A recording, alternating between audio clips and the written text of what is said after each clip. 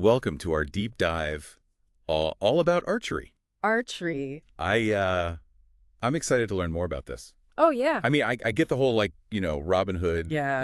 and Katniss Everdeen thing, but Right.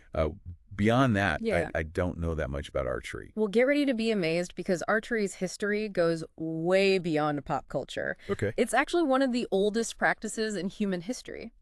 Really? Tens of thousands of years old. Wow, tens of thousands of years. Mm-hmm. Seriously? Yeah. Like, what kind of evidence do we have of that? Well, think Saibo Cave in South Africa. Okay. Archaeologists have found arrowheads there. Wow. Made of bone and stone, dating back like 72,000 to 60,000 years. So that's before the pyramids. Way before. Before Stonehenge. Yeah. And that's incredible. It's a glimpse into a time when our ancestors were using bows and arrows just to survive. Right. For hunting, for protection. That's amazing to think about. I mean, that's like using bows and arrows to take down like a woolly mammoth or something. I mean, can you imagine trying to do that with a spear? Right. Bows and arrows gave them a huge advantage. I bet. You know, being able to hunt from a distance. Yeah. Power, accuracy. So how did archery spread and evolve? Well, archery became a defining technology across cultures and continents. Yeah. If you think about ancient Egypt and Nubia, Oh, yeah? they had bows and arrows integrated into their society from the very beginnings. Really?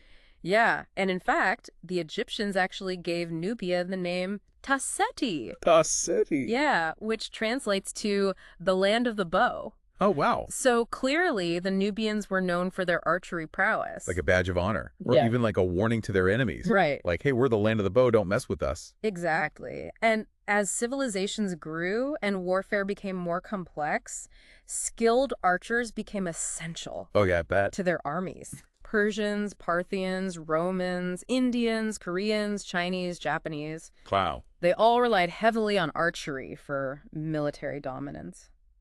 So, I mean, archery was literally shaping the course of history. Uh-huh.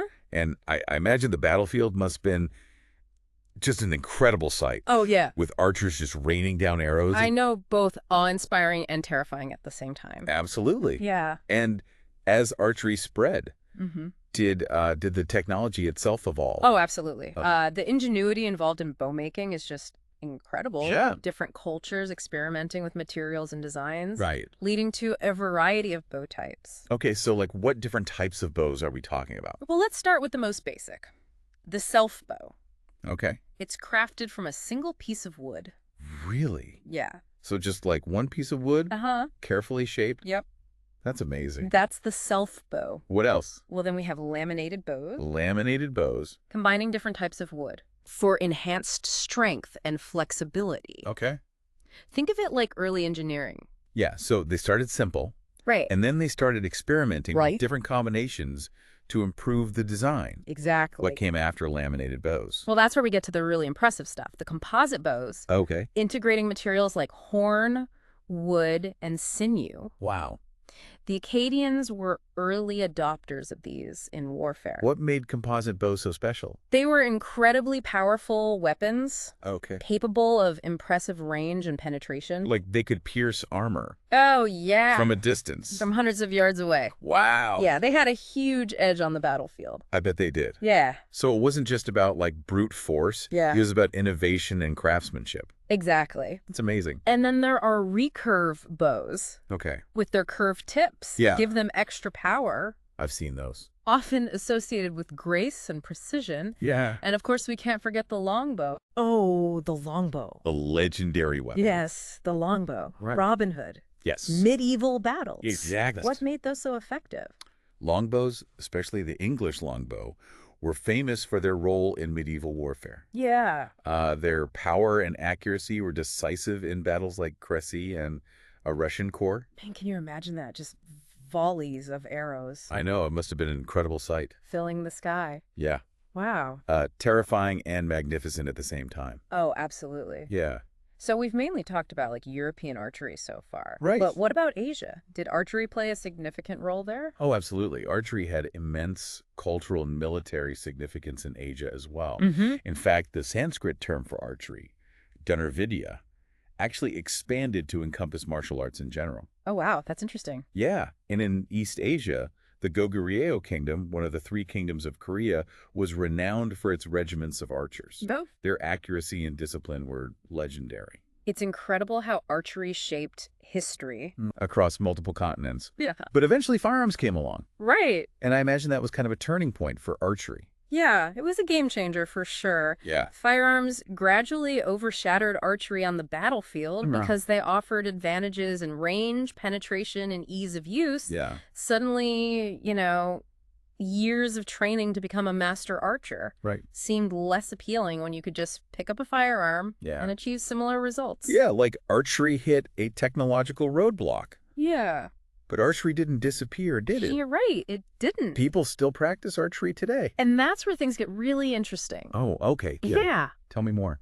Because archery found new life as a recreational activity. Oh, okay. Yeah. Picture 18th century England. Okay. Archery is making a comeback. Okay. Not as a weapon of war, but as a fashionable pastime. Oh, interesting. Yeah, for the aristocracy. Okay, so like a hobby. Elaborate ceremonies, strict social codes, extravagant costumes. So it was like a social event for the elite. Exactly. Okay, to showcase their skills, their refinement. Yeah. Okay, that's interesting. It's a really interesting twist. Yeah. From a tool of survival and warfare to a high society hobby. Right. It's pretty cool. And it makes sense, I guess, because you have to have, the money to buy the equipment. Exactly. And the leisure time to practice. Absolutely. So it makes sense that it would be popular among the aristocracy. And there was a strong sense of national identity tied to it as well. Oh, really? Yeah.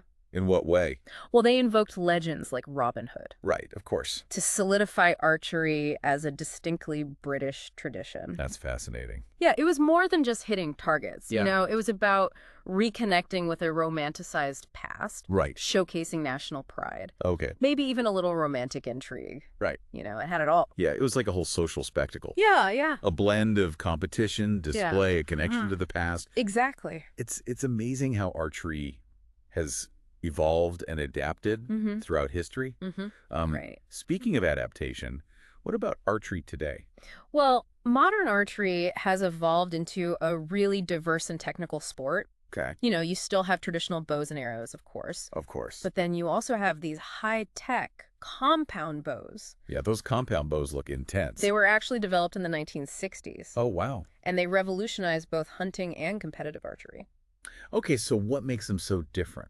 Well, they use a system of cables and cams that reduce the force needed to hold the string at full draw. Okay. So it basically makes it easier to aim, requires less physical strength, ultimately maximizing accuracy. So they're all about precision. They've had a huge impact on the sport. Okay. Yeah, allowing for greater precision and consistency. So if I wanted to try archery, where would I even begin? Well, first you'd need to figure out your eye dominance. Eye dominance. Yeah. Are you right eye dominant or left eye dominant? I think I'm right eye dominant. That determines which hand you use to hold the bow. Oh, interesting. Yeah. So if you're right eye dominant, you hold the bow in your left hand. Okay. Aligning your dominant eye with the arrow. So it's all about alignment. It's all about alignment. Okay. And then your stance, you want to stand perpendicular to the target. Okay. With your feet shoulder width apart. So you have a stable base. Exactly, yeah, for a consistent shot. It sounds so precise. It is. It's very precise. So how do you actually shoot the arrow?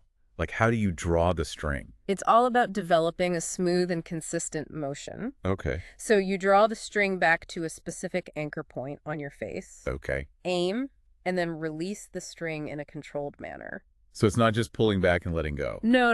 It's much more nuanced than that. There's an art to it. There's a real art to it, yeah. So what about aiming? Well, there are a few different aiming methods, depending on the type of bow and personal preference. Okay. Some people use mechanical sights, which provide a precise point of reference. Okay, like outright. Exactly.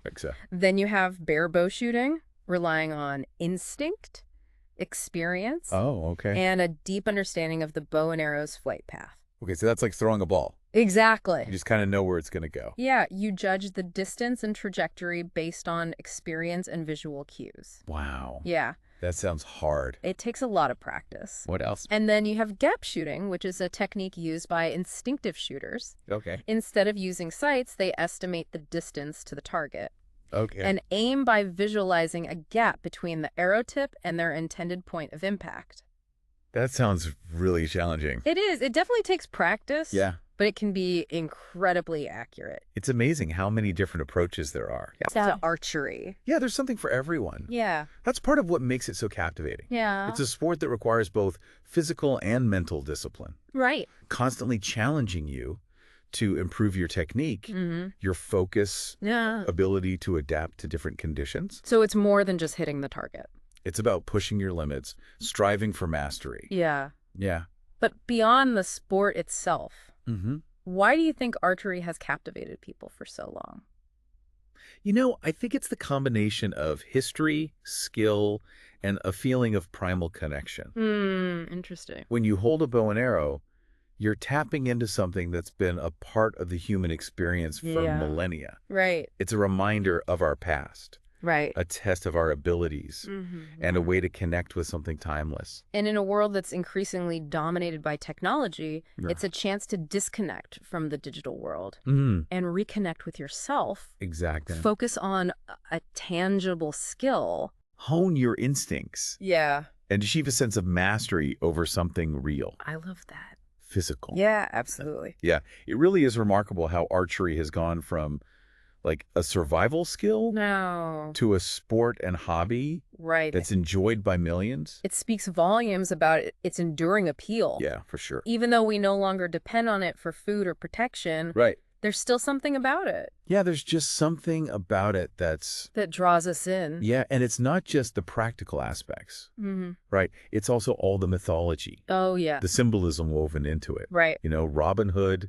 absolutely, Artemis, Cupid's arrow. Yeah, it's filled with imagery. Yeah, all kinds of metaphors. Archery is deeply embedded in our stories and myths. It represents skill, precision, focus, and even a touch of magic. Yeah, a little bit of magic. Like the arrow itself. Yeah. This simple tool, but in the right hand, it can achieve remarkable things.